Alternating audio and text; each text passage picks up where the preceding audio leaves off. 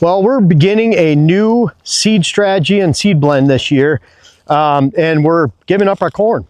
We've had corn for 5 years in a row, and I'm not happy with it. We've tried high oil content corn and nutrient-rich corn. We tried late maturity, late planting dates, early planting dates.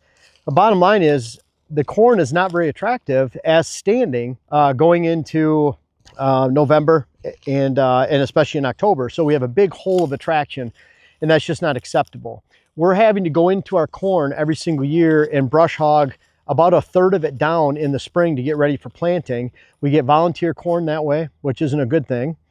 And then we have these stalks sitting on the ground that take years and years to break down, which you don't like either. It's no different than 5-6 foot high rye that you allow to mature and do the same thing. So the corn is not hitting the sweet spot of maturity.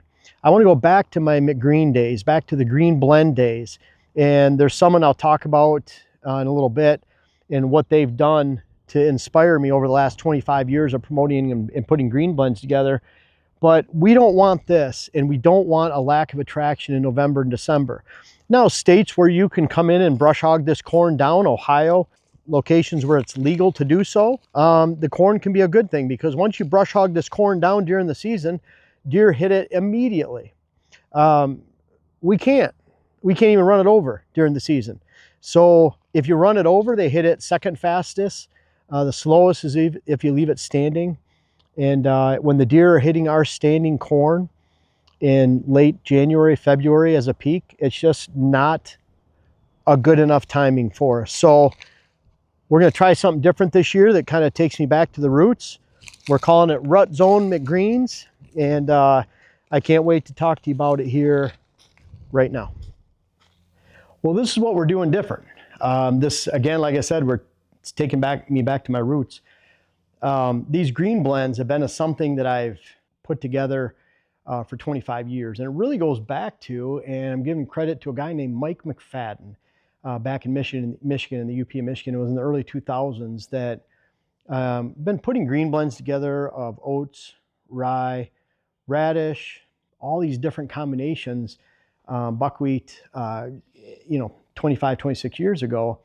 And I wanted something different, and went over Mike McFadden's property on the east side of the UP. He had been blending buckwheat, peas, and soybeans together, and he did it, and he had pretty good success. Well, in my soils and where I was at in the UP with the limited acreage I had at that time, ended up having up to 8.5 acres, but it still wasn't enough, because with that being the only green and being very attractive, the deer would eat it down to the dirt. And because it was sandy, we had a short growing season with frost, then the deer would just eat it down to the dirt, and I'd end up having to layer rye over it anyways. So in fact, the first year I planted it, that combination, the buckwheat got frosted out middle of July. It was a July 4th flurry of snow that we had, and it was frosty enough that it killed the buckwheat. The deer ate the beans out of it immediately, and the peas didn't do real well on the sandy soil, so I didn't really have much. However, that birthed all the green blends that followed for the next 25 years. And we've always changed those up a little bit every year, because we're always looking for perfection. You want to have the most volume and attraction during the hunting season, during especially the sweet spot of November, and then October, December. You have to fill that sweet spot, because like with the corn, if we're not getting browsing until December, we've missed our window.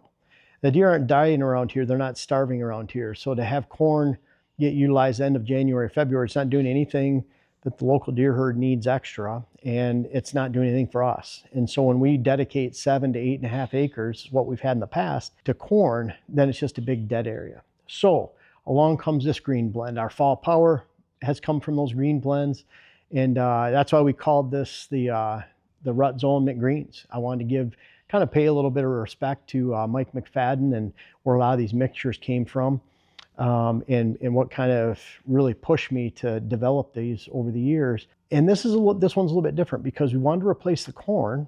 We already have enough green. We have the fall power greens, and we have our big boost brassica. We have our small clover fields that total about 2.25 acres, 2.5 at the most out of 19 acres. So we already have green, but we wanted to try to get something that filled that sweet spot to a little bit higher degree of attraction to actually attract deer during that window we want to. It's a little bit different because unlike the Big Boost Brassica or Fall Power Greens, we can plant those. They're small seeds. We don't need any tillage. We don't need any kind of earthworking. We don't need to no-till drill those. The seed is different. Also, because of the soybean component, we have a pretty high soybean content in here. We have buckwheat, soybeans, peas, and tillage radish. I'll tell you about how we add that tillage radish in a second. But we're adding that and planting that because I want it to produce a pod.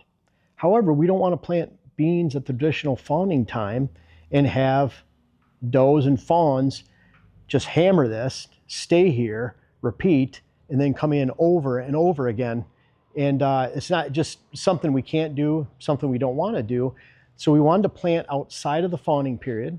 Outside in the fawning period, that means that we're planting this well into July, early to mid-July for us right now.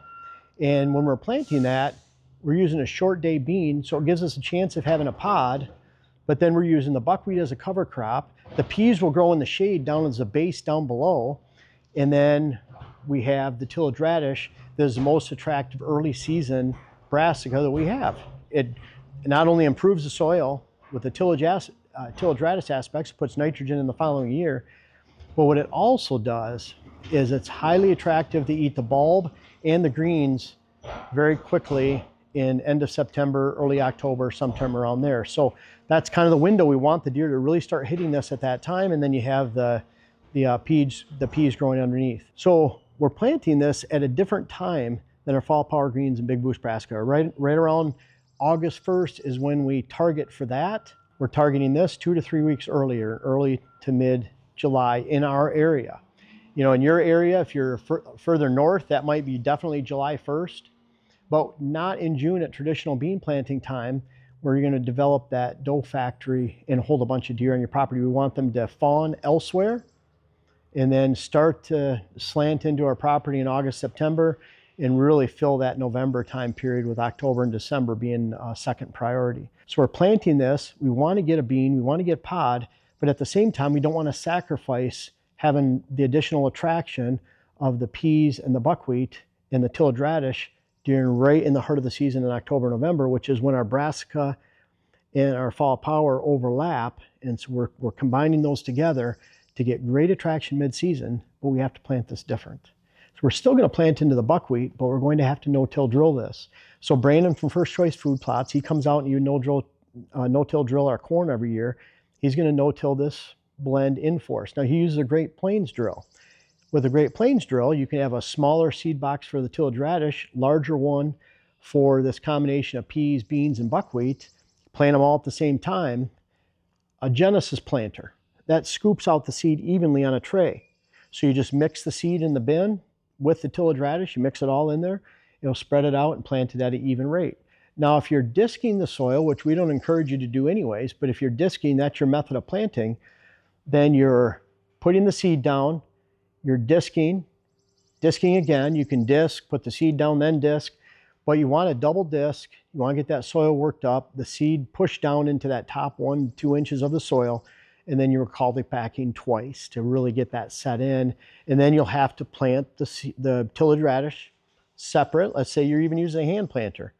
You'd plant the tillage radish separate from the 3 big seeds of beans, peas, and buckwheat. A lot of people want to put those together. You can in a Genesis planter, you can in a Great Plains drill. Differently though, you're mixing the one, you're not mixing the other. And then if you're planting those to be disked in, then you're planting those separately because of the seed size. You can't mix, and a lot of these mixes that you see online where you have the big seeds mixed with small seeds, all those small seeds come out first, we'd lose all our tillage radish in the first 10% of the field, 20% of the field, and then the other 80% wouldn't have any tillage radish in there.